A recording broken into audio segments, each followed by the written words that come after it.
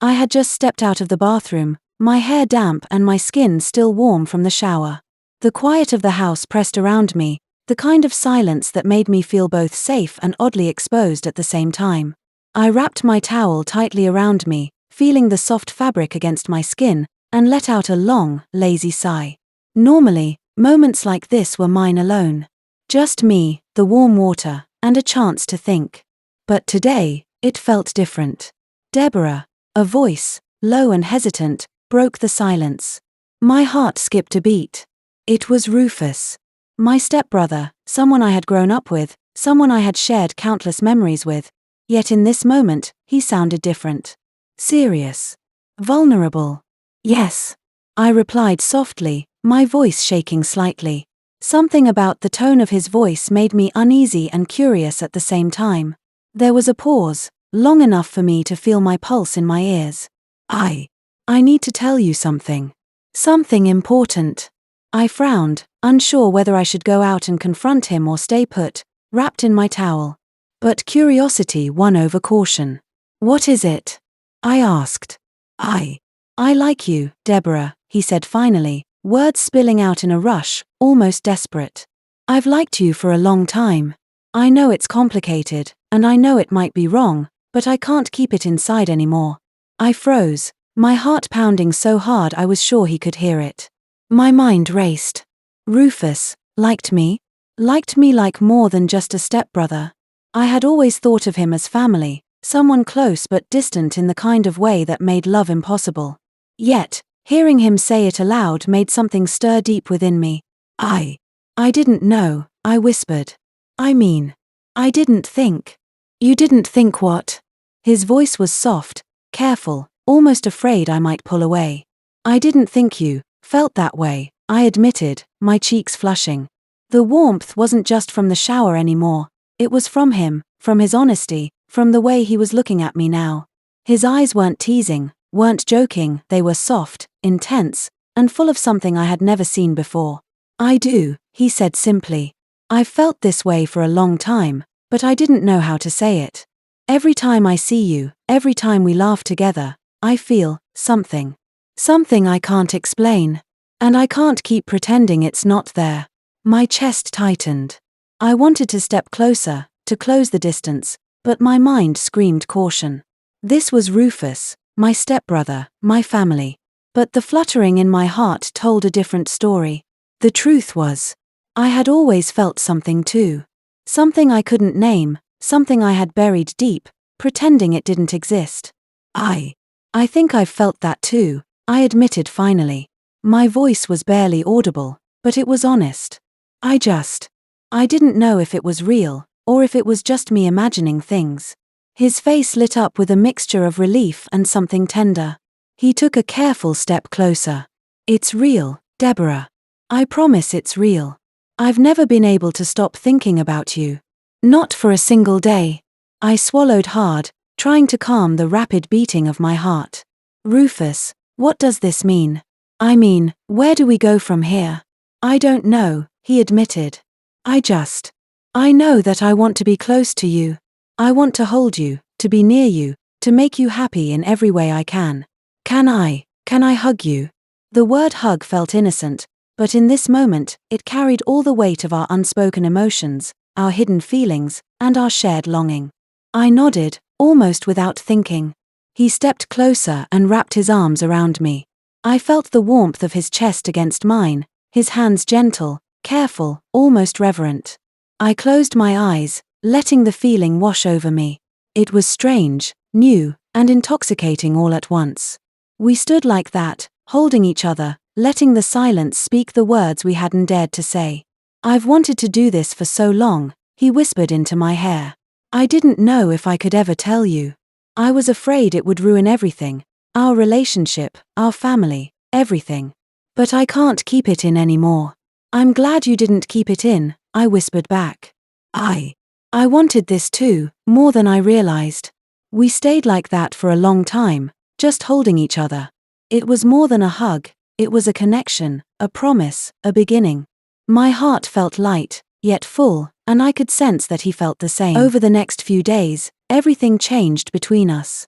We found excuses to spend time together, lingering a little longer than usual in the kitchen, brushing hands as we reached for the same cup, stealing glances across the living room. Every touch, every smile, every word felt like a secret only we shared, and it thrilled us both. One afternoon, I was sitting on the couch reading when he came and sat beside me.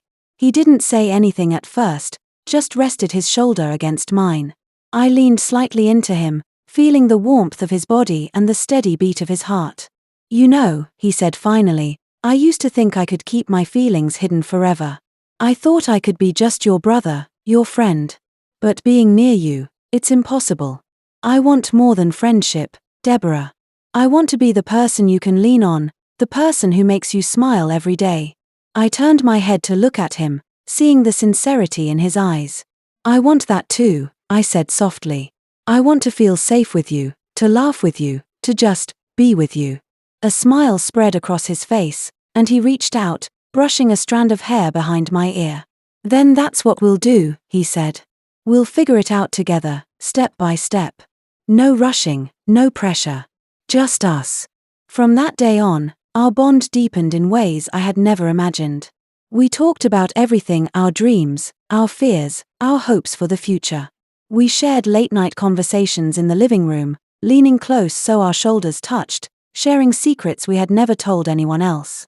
Every laugh, every sigh, every glance made my heart swell with a warmth I had never felt before. One rainy afternoon, we found ourselves sitting by the window, watching the drops race down the glass. He took my hand gently, holding it in both of his. "Deborah," he said softly, "I love being with you. Just like this. Just holding your hand, listening to the rain, feeling your warmth. It's enough for me." I squeezed his hand back, feeling my own heart beat faster. "It's enough for me too," I said. "I don't need anything else, Rufus. Just you. Just us." We stayed there for hours, talking, laughing softly, and sometimes just sitting in silence, letting the world outside fade away. I had never felt so close to anyone in my life. It wasn't just attraction, it was love, deep and steady, something that filled every part of me. As weeks turned into months, our relationship grew stronger. We respected each other's space, supported each other's dreams, and celebrated the little moments together. Every touch, every smile, every shared secret became a thread weaving us closer. We found comfort in our presence, joy in each other's laughter, and peace in the quiet moments we shared. One evening, as we sat under the stars in the backyard, Rufus turned to me, his expression serious yet tender. "Deborah, I don't care what anyone else thinks. I don't care about labels or rules. All I know is that I want to be with you. I want to share my life with you." I looked at him, my heart full, tears brimming in my eyes. "I feel the same," I whispered. "I don't care about what anyone says either. I just want to be with you, Rufus. Always." He smiled, pulling me close, and we sat like that for hours, wrapped in each other's arms, feeling the world fade away. In that moment, I realized that love wasn't about perfection or timing, it was about connection, trust, and the courage to be honest about your feelings. And with Rufus, I had all of that and more. Over the next months, we shared countless moments, quiet mornings drinking coffee together, long walks under the trees, laughter spilling over dinner tables, and nights spent talking about everything and nothing. Every day, I discovered something new about him, something that made me love him even more. And he felt the same about me. Our love wasn't always easy. There were moments of doubt, moments of fear, moments when we wondered if it was too complicated. But we faced everything together, hand in hand, heart to heart. Every challenge made us stronger, every laugh made us closer, and every shared secret bound us tighter. Rufus became my confidant, my best friend, my greatest support, and my greatest joy. I became his. And in that simple, everyday love, we found something extraordinary. Looking back, I realize now that the moment he confessed his feelings in that steamy bathroom was just the beginning. It was the spark that ignited a fire we both had carried inside for years. And from that day on, our love grew, deepened, and blossomed into something beautiful, something that would last a lifetime. Because sometimes, love isn't loud or dramatic. Sometimes, it's a quiet hug in a bathroom, a whispered confession, a gentle touch, and the courage to say, I feel the same. And when it's real, it's enough. I have never looked back.